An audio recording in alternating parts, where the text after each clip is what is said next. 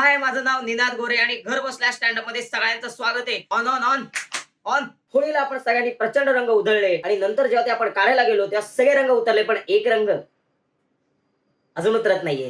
गुलाबी साडी आहे.